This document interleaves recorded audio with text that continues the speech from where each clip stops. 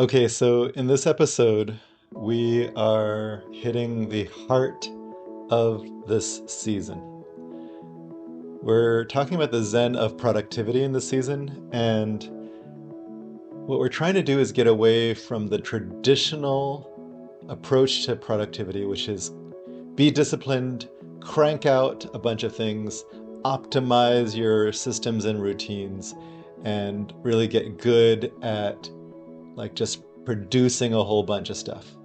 Now, I don't think there's anything necessarily wrong with that, but that's not the approach that we're taking here. And so in this season, what we're looking at is the Zen of productivity, which is a inner state. And so, Zen is not a productivity system. And so I want to make sure that's really clear.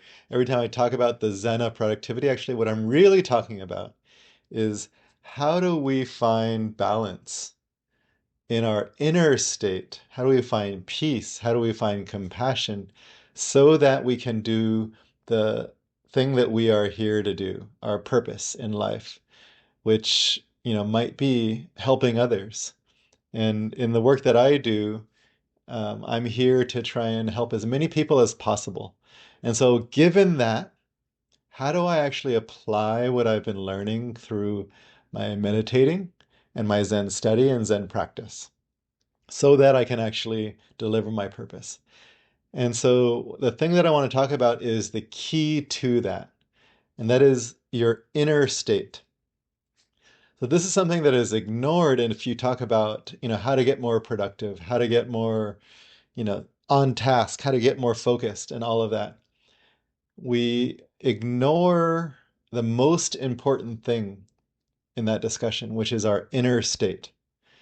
So imagine that you had an inner state that is, to simplify, we're going to say it's either open or it's closed. Okay? So open is like, oh, I feel in love with life. I am feeling wonder and gratitude. I am feeling love for the work that I'm doing and devotion to my purpose.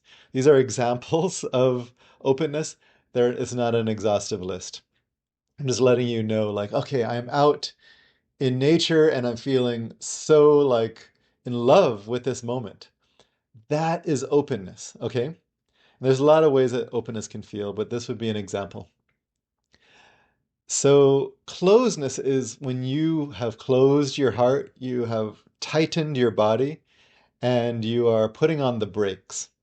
So, for example, if someone is you know, aggravating you, typically what we do is we shut down in some way to protect ourselves. And so there's a inner state of closedness. And so, someone aggravating us would be an example of that. The world just coming and overwhelming us. The number of tasks and emails and messages and all of these things that we have to do overwhelming us is something that will shut us down. So if we're frustrated, if we feel hurt by something that someone else has done, if we feel a sense of burden for I have to do all of this stuff and I feel like I can't and I don't want to, but I have to and I have to force myself, that is a state of closeness. So I'm contrasting two different states. And, I'm kind of grouping a bunch of states together, but in general, we are open or we're closed. Of course, we can be somewhere in between. This is not a black or white kind of binary situation, but let's just pretend that it's binary so that we can have the distinction between open and closed. I think it's a useful distinction, even if it's not 100%, accurate in how it's describing reality. So open or closed. So now give me a task to do, but change the inner state. So I am open, and that same task can be something that I take on with a sense of enthusiasm, optimism, feeling of, I can't wait to do this because it's serving something that I really care about. I might have a sense of possibility and opportunity. So that is how we might approach a task from the open state. Now let's imagine that we're closed for whatever reason. Maybe we're just really stressed and we're not getting enough sleep, or we are just feeling battered by life. So now we're closed, and you put the same task in front of me. Now, this same task is going to be a struggle. I might not feel up to it, and I'm going to avoid it and procrastinate. I'm going to distract myself. I'm going to go to things that are easier or to my favorite comforts. Or I might take it on, but just like have the sense of like forcing myself. And this is like trying to force something through a closed tube. Let's imagine you have a hose and you twist the hose and then you try and push the water through it. Think about how much pressure that takes, how much force that takes to get that water through that closed opening. But now imagine that the opening is open. It's like unkinked. Now that water flows much easier. The same amount of pressure can make the water just flow with such ease. And so that's what we're talking about here. The inner state of flow. And flow can be defined in the way that it's defined, in popular psychology these days, which is it's this state where you are immersed in a task and lost in it and feeling challenged at the right level and just fully like, devoted to that task, fully focused and in it. So it's what happens when you do something and you've lost the sense of time and, hours can go by. That's the state of flow as it's often described. But it also can be, as we talk about it here, the state of an unkinked opening, an unkinked hose, so that things can just flow much more easily. And when we can unkink the hose, when we can be in an open state, productivity is a byproduct. It's not the end goal, it's a byproduct of being open. If we're open, we can have the hardest conversations with someone. If we're open, we can exercise with a sense of delight. If we're open, we can take on the biggest challenges with a sense of opportunity and this is hard, but I got this. When we're closed, it becomes an uphill battle. It's swimming upstream, up the current. It's exhausting. We can do it. We might be able to do the same amount, but it's going to be so much more exhausting. So this is the secret. If you can get yourself to an open state, everything becomes easier. Now, I'm not saying you have to be in an open state all the time. That's impossible. We're human. We get closed sometimes in response to stress, hurt, frustration, all of that. So we get into a closed state. But if you could get into an open state, everything becomes easier. The same task, the same set of tasks. If you had 5, 10, 15 tasks, it becomes a lot easier. It doesn't mean you crank them out faster, not necessarily, although you might. It might become a lot easier to crank it out faster. But it's not about the speed, it's about how much energy it takes. Do you have to force yourself, coerce yourself to do something? Or do you do it with a sense of gratitude, like I get to do this? That's the difference. And this is the hidden secret that most people don't even realize. They don't acknowledge that they are in a closed state and they just see the pile of things that they have to do and then they force themselves to do it. And so that ignores the fact that you are in a closed state and you're going to take a lot more energy to do this. In fact, you might just resist it for a long time and then judge yourself for not being strong enough, disciplined enough, whatever it is enough. So that's what happens is that we are in a closed state and we're trying to force ourselves and it's exhausting. We have a sense of burden and overwhelm. This is actually the state that most people are in most of the time. And it makes everything harder. So, what can we do about this? How can we actually get ourselves into an open state more often? Maybe even on command.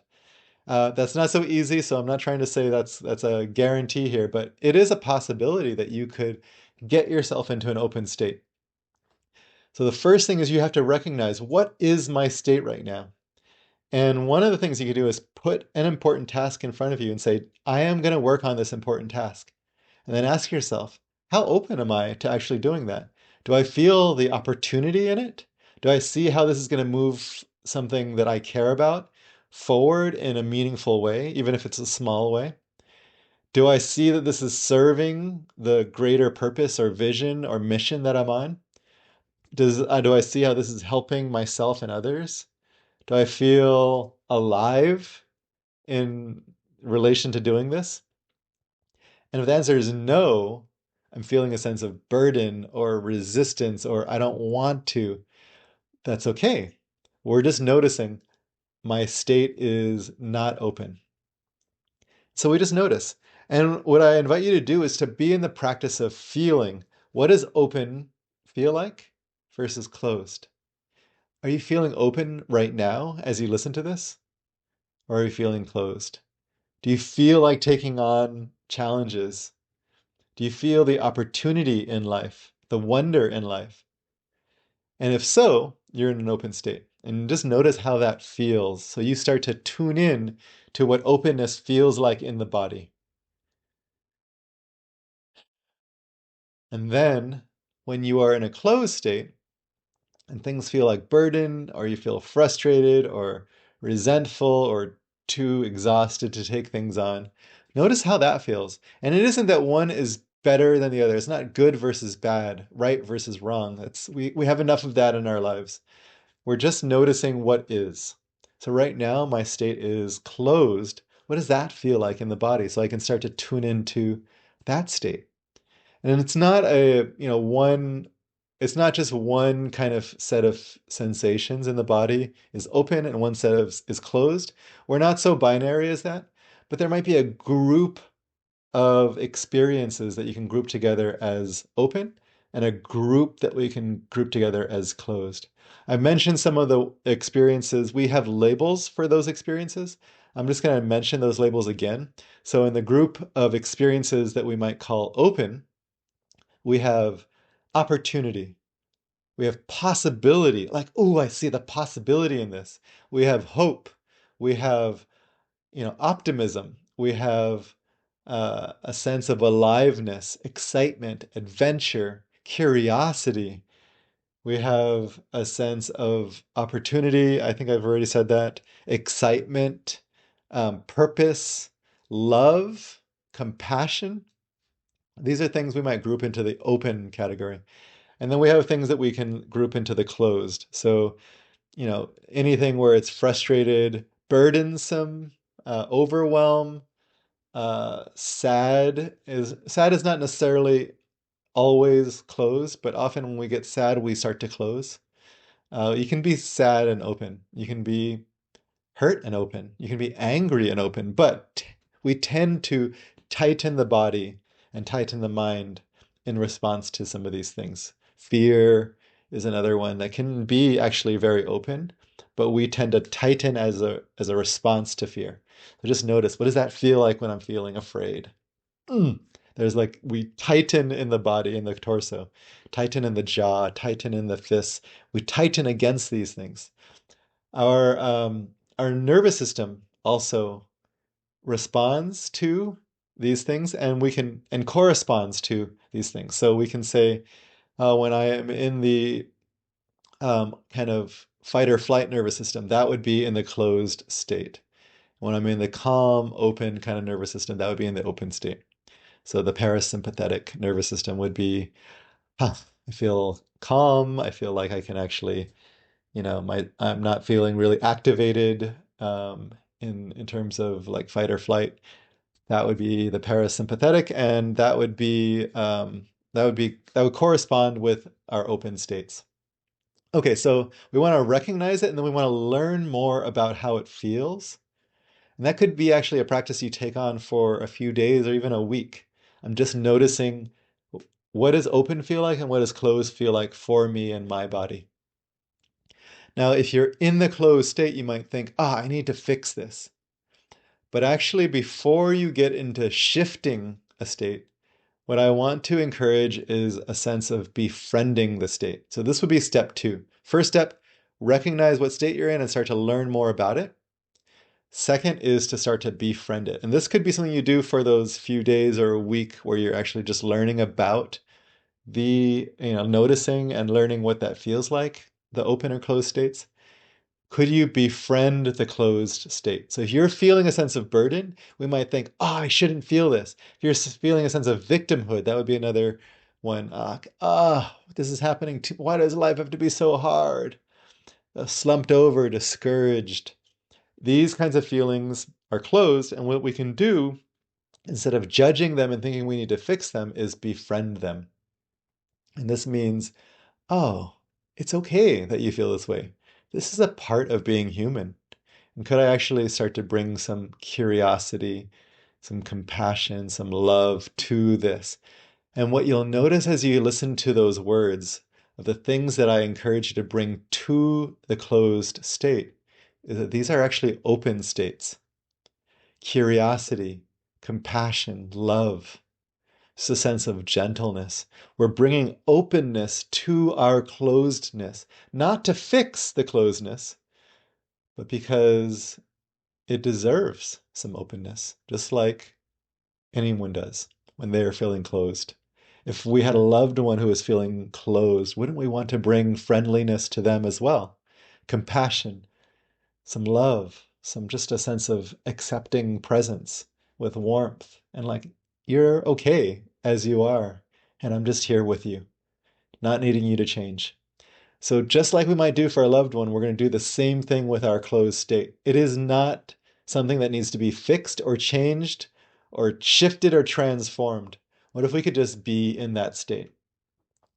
This is in Buddhist traditions. This would be actually a sense of a tantric practice, in that we are opening to a state that we normally think of as negative and befriending it and not needing it to change.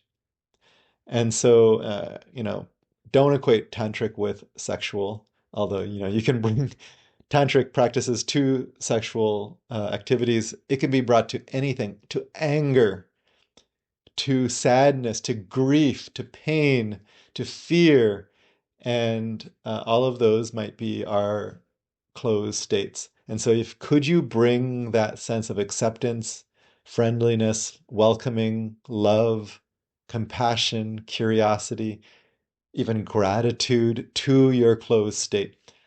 So that would be something I would encourage you to practice for at least a week. If you're noticing and you're starting to understand how your closed state feels, and start to bring this open, welcoming practice to the closed state for at least a week. And if you can do that, you will be building a foundation for creating openness in your inner state for years to come.